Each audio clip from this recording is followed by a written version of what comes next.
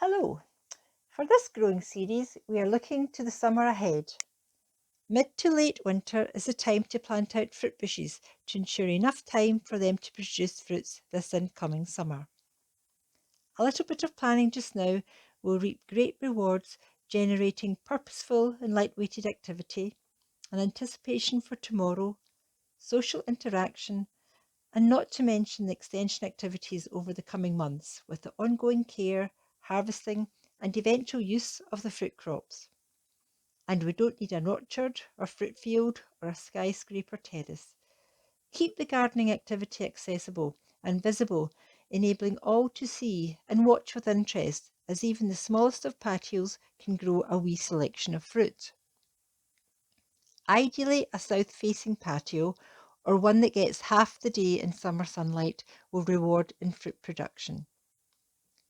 To help determine your patio's aspect, this image here shows a south-facing garden. Imagine you are standing at this patio door, looking out over the lawn. At 8 a.m. in the morning, the sun will be rising to your left-hand side, and at midday, the sun will be directly in front of you, and it will eventually move around to your right, and the sun will set in the west in the evening. This orientation tells us that this is a south-facing patio and will get sunlight for almost all of the day, as shown here. But remember, as long as your fruit growing spot gets sunlight for half the day, fruit growing should still be successful. In this video, I'm demonstrating planting rhubarb, raspberries, and a blackberry and blueberry bush.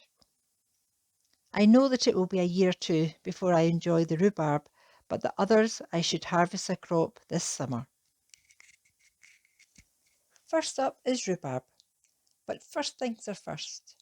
Just for clarity, although we probably all consider rhubarb as a fruit, associating it with crumble and custard, rhubarb is actually a vegetable, as it produces stalks, a little bit like how celery grows, and compared to other fruits such as apples and strawberries, they all produce seeds. Rhubarb is a hungry plant, and whether planting a shop-bought crown or having secured a divided crown from a friend, the newly planted rhubarb crown will take a full year from planting before it produces any stalks of note, but worth the wait. Plant it in a large pot, allowing it to bulk up without being disturbed in time, and use a good quality general purpose compost. Mix the best quality compost you can source and mix it with some horticultural grit or pea gravel, which will help with drainage in the pot. I'm using this pot here, which is 40 centimetres across in diameter and a good 55 centimetres deep. And don't forget to check it has drainage holes in the base. Putting in a layer of drainage stones is good if available, but not necessary. Fill the pot around 4/5 full and break up any lumpy bits that were maybe missed in the earlier compost mixing. I'm using a shop-bought rhubarb crown or rhubarb root, but perhaps you could source a piece of rhubarb crown that a friend may be dividing up, as this is the time of year that this could be happening too. Empty out the entire contents, keeping the crown as intact as possible. If you give it a press, you will feel the woodier centre of the crown. Don't sink the crown fully beneath the compost surface. Dig a wee hole out, settle it in and leave about a quarter of it just sitting proud of the compost. Stick in your label. Remember, it will be fully another year before this looks like rhubarb, so write on the rhubarb variety and today's date for information. Position the pot where it has to sit out and then give it a good dousing of water. Raise the pot on wee blocks to ensure excess water can drain freely. Try and avoid potting up rhubarb crowns if it is frosty, but our regular Dreath winter weather is okay. Rhubarb does well out of direct sunlight and benefits from regular watering. Avoid harvesting any stalks in this first summer of planting. Let it settle in and build up energies for good root development. See the trellis fact sheet, How to Grow Rhubarb in a Pot, for further care and advice, and how to divide established garden rhubarb crowns. Homegrown raspberries put the squishy supermarket offerings to shame. Eat them fresh in summer puddings or try and save them for a jam. Many raspberries need growing along a cane and wire support, but I have selected two varieties that lend themselves to container growing. Also, many fruit bushes are available to buy and plant bare root. This is a cost-effective and equally successful way to establish new fruit plants. The only drawback, though, is that you must plant them as soon as possible, as their fibrous roots can dry out very quickly. The first of the two raspberries I am showing is a raspberry with an unusual rich gold colour, but with the taste of the familiar raspberry coloured raspberry. If you manage to harvest enough and not eat them as you pick, all gold makes a delicious wine. The long canes can be trained up a bamboo cane wigwam and will add height to a patio pot display. And to make raspberry all gold even more appealing, they are recommended for our Scottish climate, and it's an excellent and attractive plant and nectar source for bees and other beneficial insects.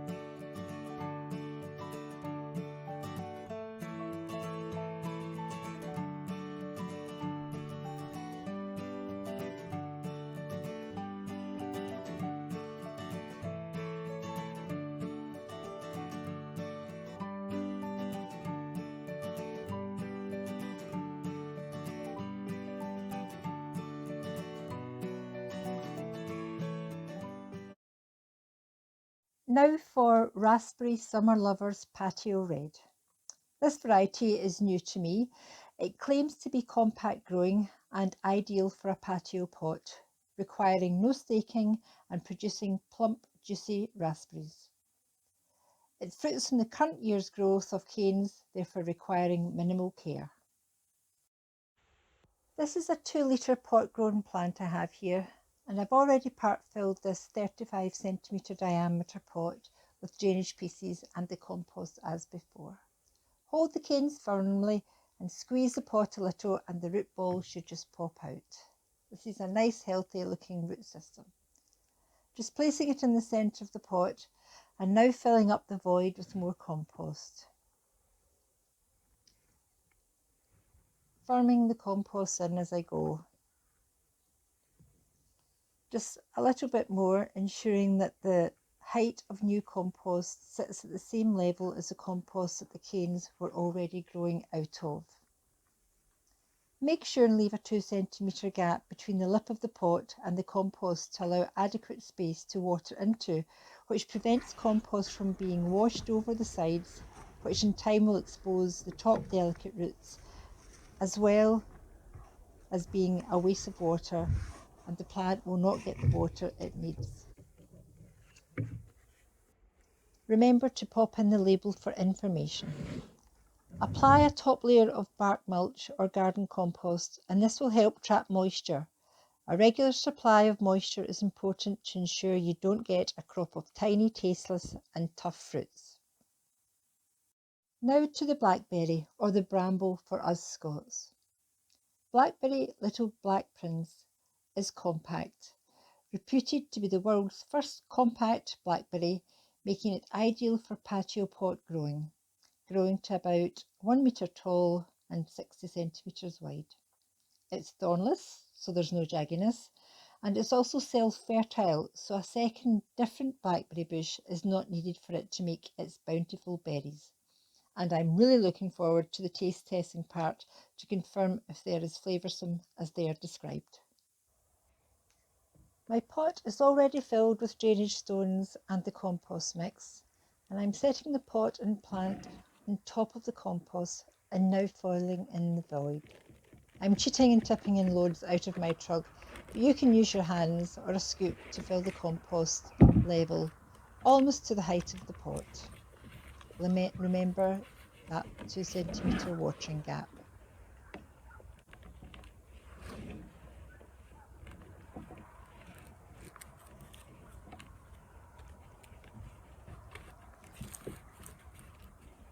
Now lift the complete pot out and there will be a space the size of the pot left behind. Maybe a two-man job, but with a combination of one gently squeezing the pot to sugar the root ball out and the other catching the entire plant when it comes out, place the root ball into the preformed hole.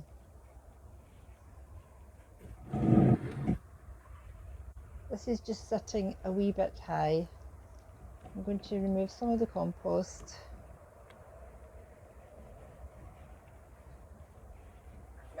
Yes, that's better.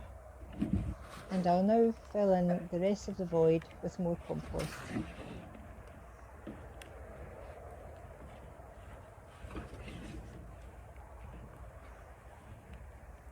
Forming it all in, looking at any excess air gaps. Just about there.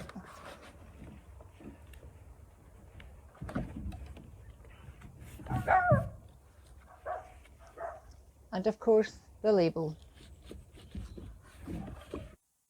Now for my last fruit, the blueberry.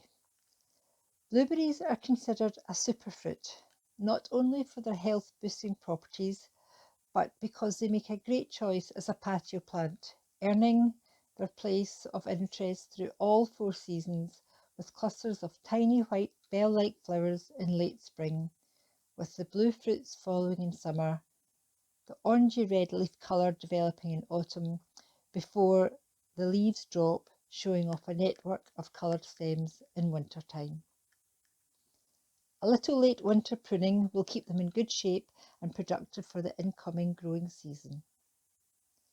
They grow well in pots, which makes them accessible for care and harvesting, but unlike the previous 3 fruits, blueberries are acidic soil-loving plants. To replicate this type of soil to give the blueberry its favoured growing medium, purchase a bag of ericaceous compost. It will be clearly marked on the packaging. Other acid-loving or ericaceous-loving plants include azaleas, rhododendrons and heathers. I've chosen the variety Blue Crop, which is recommended for containers, which will produce large fruits on bushes that will grow up to about 1 metre high by about 70 centimetres wide. Blueberries are self-fertile, but if space does allow, grow a second variety also, which should help with a bountiful crop. I'm mixing up more ericaceous compost with drainage pea gravel, and I'm going to add it to this 35 centimetre diameter pot. It's already got some compost mix in it, and this will be big enough to hold the blueberry bush.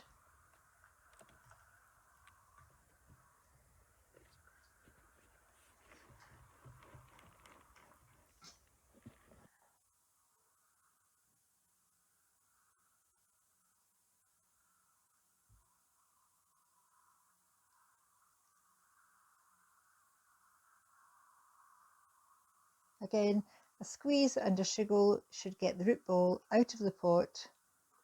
And again, a really healthy developed root system here. Place the root ball on top of the compost.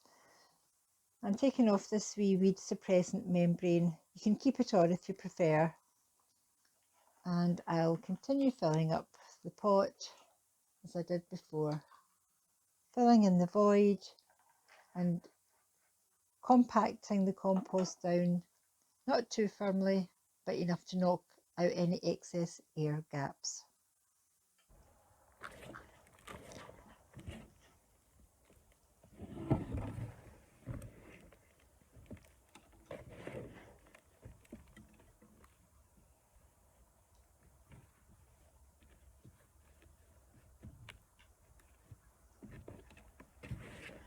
There we go. Looks perfect. And we get to see the coloured stems beautifully also. And the all-important label to remind us of what delights lie ahead of us. We will follow up these fruit bushes and explain more of their care in future sessions. Join us throughout their growing year to enjoy a harvest this summer autumn time. Meanwhile, keep the pots raised on wee feet to prevent any waterlogging, but do maintain regular watering, especially during fruit developing and ripening. Having left that 2 centimetre gap between the compost and the lip of the pot means I can give the plants a really good dousing of water without the compost cascading over the sides. During May and June, when the plants are putting on strong fresh growth, apply fertiliser, which is plant food. A general purpose fertiliser will be fine for the raspberries and blackberries, but choose a plant food for acid loving plants for the blueberry. The packets will tell this information and carry full instructions for easy use, but make sure and follow their instructions. I'll leave you now with an image of what I hope to be indulging in later this summer. Happy fruit planting to you all.